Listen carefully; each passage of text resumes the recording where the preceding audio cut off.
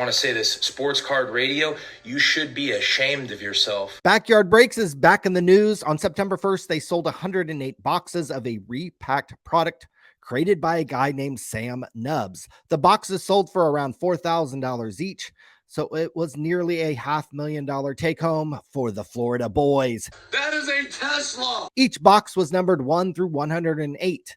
And were auctioned off on Whatnot. To determine who got each box, a live wheel was spun by various members of the Backyard Clan. The allure or added gamble of the break included finding special golden or platinum tickets inside the repacked boxes.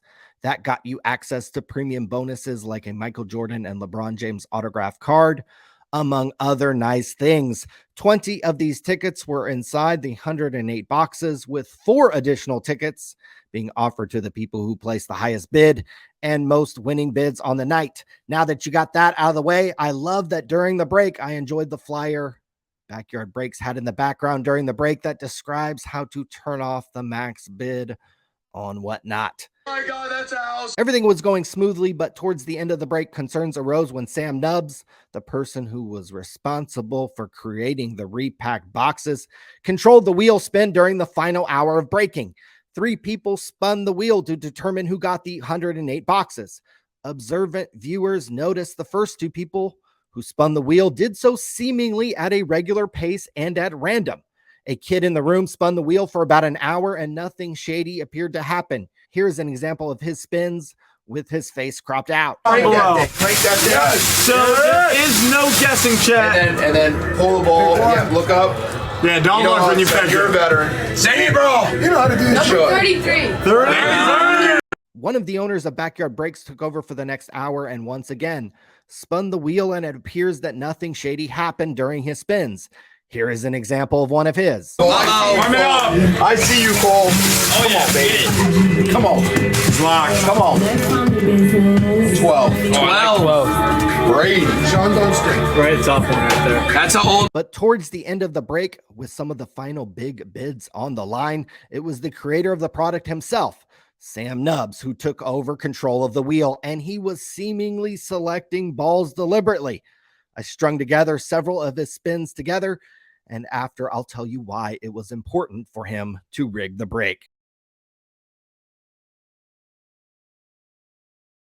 Did he go through it even? He went through. Old DW and Lucian are tied. All 3 of them at 9? All 3 to 9, yeah. 64.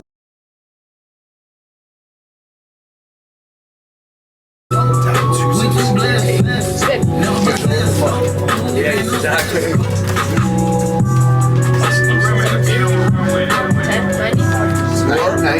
90.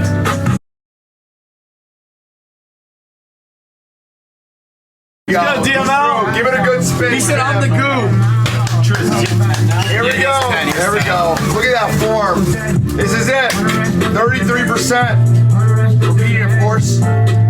17, my birthday. Goes to 10. Lucy goes to 10. Lucy goes to 10. He's in second now. Luke skips my losing 10.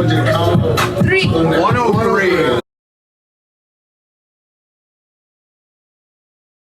Wow. Lucy tied for first. Wow. Let's go, Luce. 81.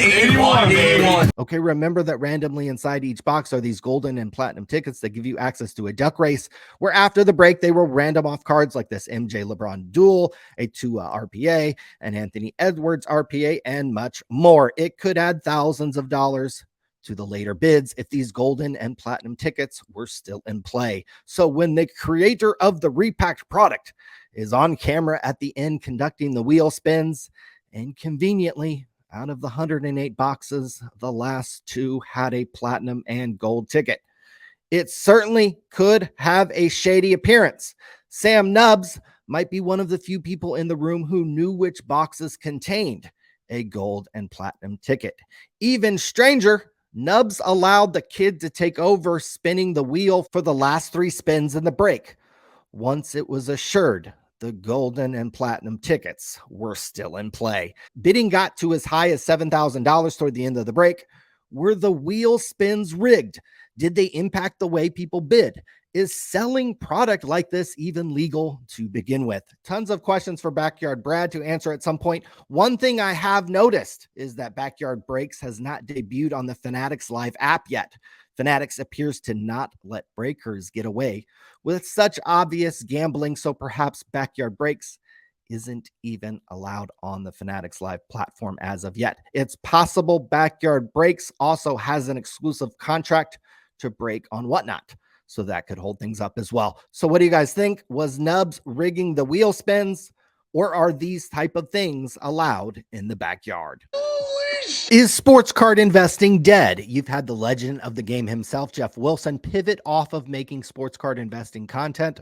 Remember when he used to tell you what to buy? Buy more Tatis cards. You've had influencers like Wilson, Gary Vee, and Vegas Dave, love them or hate them, all seemingly leave the sports card investing world. Liquidity for cards has dried up too. One example of this was essentially a loan for cards program PWCC had going that went belly up and forced the owners of the company to sell without fresh loan money pumping into the system. PPP Many mid to high end cards have stalled out in price for the better part of 2 years. fraudulently. It's also been a brutal year for modern sports card investing. Year to date, the Cardlander index of hockey cards is down 10%, baseball's down 11%, football's down 29%, and basketball is down 31%. With football, look, the season just started. Hopefully everybody is enjoying it. It's definitely early, but a couple players to keep an eye on the next couple weeks are Justin Fields and Kenny Pickett. Both players saw some investor money flock into their cards during the offseason, and both have a big next 2 weeks. Pickett looked horrible against a good 49ers team and will play the Browns next week on Monday Night Football, and the following week against the Raiders on a Sunday Night Football game. If Pickett struggles the next 2 weeks in front of a national televised audience, his investors may begin running for the exits. On the flip side, he could play well in either game and maybe swing his cards the other way. Somebody paid $5,700 for a 2021 Panini Select Gold Prism, serial numbered 1 of 10 BGS 9.5. Will this card be worth more or less in a few weeks? You could see a big swing on Pickett cards very soon. Yep. Justin Fields, tough loss against the rival Packers. The Bears have to go to Tampa Bay next week and then go play the Chiefs on the road in week 3. These are also 2 big weeks for Fields and the investors of his cards. His NTRPA sold for $9,000 the other night.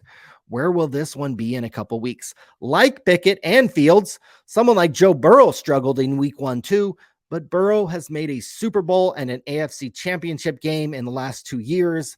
Pickett and Fields don't have that on their resume. So game to game, the perception of them and their card values could fluctuate. Does the QB you're investing in have any goodwill built up with investors? I think that Will Grier right now is about 4 times better of an investment than Kyler Murray. In baseball, we've seen a crazy year with some of the key players seeing wild swings in value.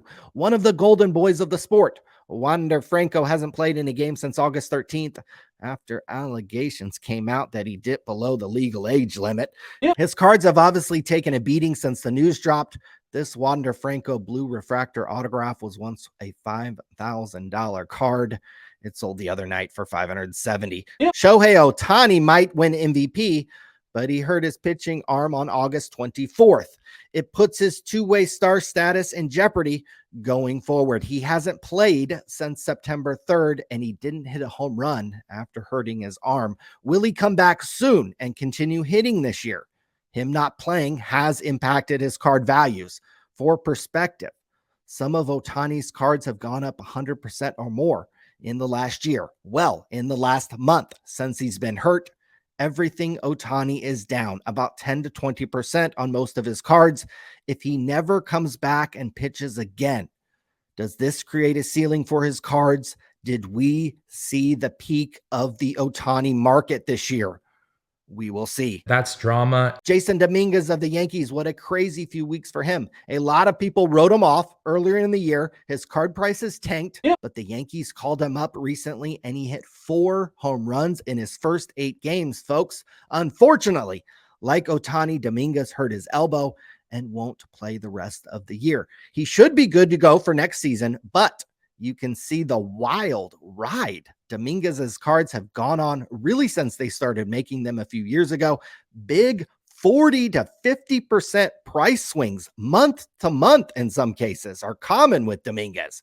His cards will probably settle down a little bit in the offseason because of the injury, but he will be one to watch for next season. Will the ones buying now be laughing all the way to the bank, or should you be selling now? The bounce with the horse. In the hockey card world, pretty rare to see one of these, a Connor McDavid Young Guns High Gloss, serial numbered 1 of 10, sold for $109,000 the other night. A BGS 9 sold for $50,000 in 2022.